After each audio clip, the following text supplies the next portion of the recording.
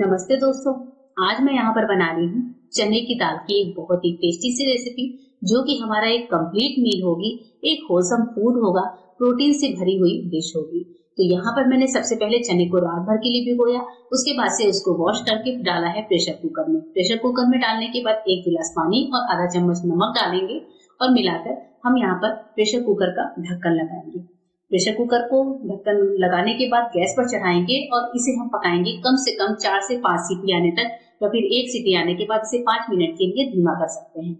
अब लेंगे टमाटर, जिसको हमें करना है चॉप। तो यहाँ पर मैंने कुछ सब्जियां निकाल कर रखी हैं। 1 प्याज लिया है, 3 टमाटर है, कुछ लहसुन की कलियां छील कर ली हैं, 1 अदरक का टुकड़ा है, साथ ही 3 से 4 हरी मिर्चें हैं। तो ये सब्जियों को पहले हम चॉप कर लेते हैं। हरी मिर्च है, उनको मैं थोड़े से मोटे टुकड़ों में काट रही हूँ, जिससे बच्चों को खाने में दिक्कत नहीं होती है। टमाटर है, इनको भी इस तरह से नॉर्मली छोटे छोटे पीसेस में चॉप कर लेंगे। यहाँ पर हमें किसी चीज को ग्राइंड नहीं करना है, बस हमें ऐसे ही रफली चॉपिंग चाहिए। अदरक है, उसको पील करके वॉश किया है और उसके बाद से इसको हम कर रहे हैं ग्रेट।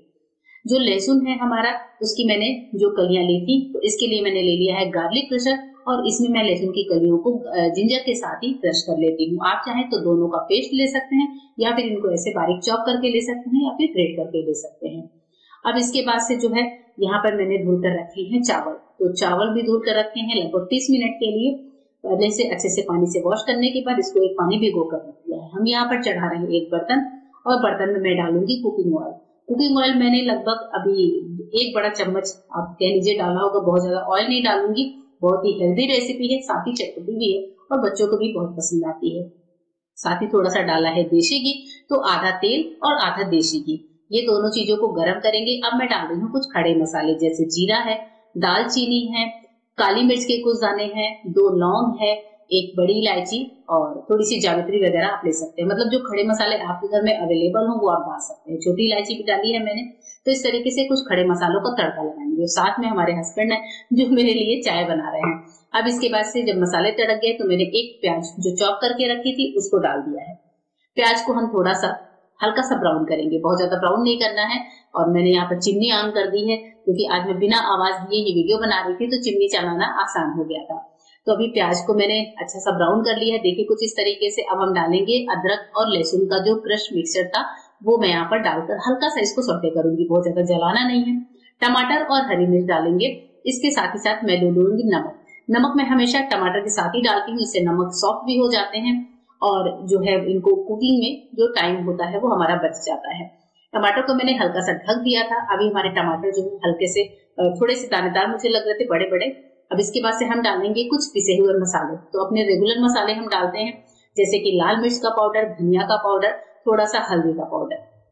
कुछ एक मसाले जैसे ये है बिरयानी मसाला।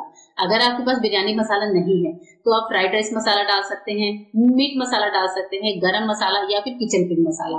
मैं आपको बहुत सारे ऑप्शन दे रही हूँ, थोड़ा सा डालिएगा। मसाले के डिब्बे में मैंने रबड़ लगा कर रखा था और इसे मैं फ्रिज में रखती हूँ। इस तरह से मसाले की स्मेल जो होती है वो निकलती नहीं है, तो मैं आपको वहां पर रबड़ ही दिखा रही थी। और इसके बाद से बस इन सारे मसालों को हम अच्छे से फ्राई कर लेंगे। मसाले फ्राई हो गए हैं, चने भी बॉयल हो चुके हैं। तो हमारे जो बॉयल चने हैं इनको हम अपने इस मसाले में मिक्स कर देते हैं। मसाले में मिक्स करने के बाद चनों को अच्छे से चला लीजिए, और मैं यहाँ पर चनों को चेक कर लेती हूँ। चने बहुत अच्छे से सॉफ्ट हो चुके हैं। हमारे फिंगर से चने दब जाए, मतलब ये हमारे चने जो है कुक होने के लिए तैयार हो चुके हैं। मसालों के साथ चनों को अच्छे से पकाएंगे और यहाँ पर अच्छे से मिला लीजिए। अब इसके बाद से जो है हम चाहें तो इसको थोड़ा सा ढक सकते हैं। तो मैं यहाँ पर ढक्कन लगाकर 5 मिनट के लिए छोड़ देती हूँ मसालों के साथ। 5 मिनट के बाद मसाले और चने दोनों बहुत अच्छे से आपस में एक दूसरे को एब्सॉर्ब कर लेते हैं। मतलब चनों में मसालों का फ्लेवर आना बहुत जरूरी होता है। अब इसके बाद से हम डालेंगे अपने भीगे हुए चावल। तो चावल डालेंगे। चावल से मैंने पानी को निकाल दिया था, और ये जो भीगे हुए चावल हैं ये चनों में डाल दिया है। अब चावल और चनों को मिक्स कर देंगे। आप हमेशा इस रेसिपी को बनाने के लिए बड़े बर्तन का इस्तेमाल करिए, क्योंकि चावल हमारे फूल कर जब पकते हैं तो ये लगभग डबल जगह ऑक्युपाई कर लेते हैं। तो मुझे ये चावल ज्यादा लग रहे थे, मैंने थोड़े से चावल दूसरे बर्तन में शिफ्ट कर दिए थे। तो अभी आपको देख कर लग रहा होगा कि चावल थोड़े से कम हो गए हैं। अब पानी डालेंगे। पानी जो मैं डालूंगी वो मैं इतना डालूंगी कि चावल से एक लेयर हल्की सी पानी की ऊपर है। बहुत ज्यादा नहीं डालूंगी, क्योंकि दोस्तों मैं यहाँ पर बना रही हूँ चने का पुलाव। तो चने का पुलाव या फिर कोई भी पुलाव बनाते इसमें पानी का खास ध्यान रखिए कि हम चाहे खुले बर्तन में बनाएं चाहे प्रेशर कुकर में, पानी हमेशा सिर्फ एक हल्की सी लेयर ऊपर रखें।